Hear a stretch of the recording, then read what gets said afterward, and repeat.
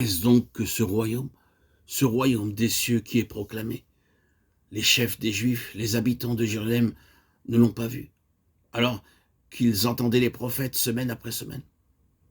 Je crois que c'est très solennel lorsque le royaume des cieux s'approche de nous. Vous savez, le Seigneur devra juger tous ceux qui auront eu cette opportunité. Cette possibilité a été accordée, cette proximité, ce contact était une véritable opportunité. La proximité de ce royaume était une véritable opportunité. Le Seigneur Jésus a marché au milieu du peuple juif pendant 3 ans et demi. Sa présence parmi eux a été leur opportunité. Et le fait qu'il n'ait pas saisi cette occasion a eu des conséquences tragiques.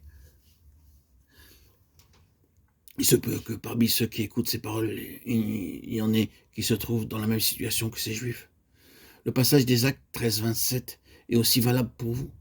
Mais si vous êtes dans l'ignorance, peut-être vous sera-t-il difficile de le dire concernant l'évangile de Jésus-Christ, la croix de Jésus-Christ. Le fait d'avoir tout cela à portée de la main peut sceller votre destinée éternelle. Si le royaume des cieux s'est approché de vous dans l'environnement immédiat de votre vie et porté à votre connaissance, c'est suffisant pour déterminer votre destinée éternelle. Bien entendu, il y avait bien plus concernant ces gens, et c'est pourquoi plus grande a été leur condamnation.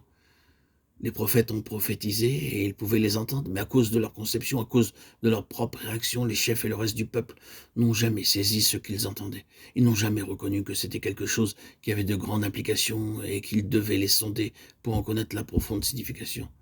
Ils n'ont pas eu l'attitude suivante. « Ah, s'il y a dans tout cela quelque chose qui me concerne, je dois savoir de quoi il s'agit. » Vous pouvez bien sûr avoir une attitude différente de celle-là, n'est-ce pas? Mais l'absence de réaction positive à l'égard de l'Évangile peut être le terrain sur lequel le jugement pourra s'exercer. Cela fut vrai dans leur cas et le jugement fut terrible. Quel jugement que ces 2000 ans d'histoire juive. Votre maison vous sera laissée déserte. Matthieu 28, 38. Y a-t-il jamais eu une aussi grande désolation que celle de l'histoire de ce peuple? Mais même ainsi, c'est seulement une parabole de la désolation comparée à la désolation spirituelle qui survient lorsque Dieu nous abandonne et que nous en sommes conscients.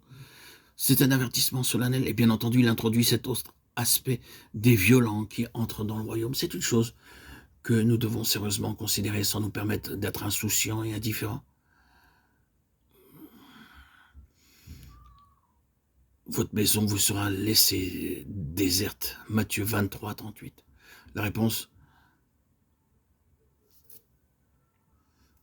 à leur indifférence, à leur manque d'empathie, à leur retranchement, à vouloir résider et rester dans leur connaissance ancienne, ne leur a pas offert l'accès direct au royaume, l'accès qui leur était proposé par Jésus-Christ, présent à leur époque.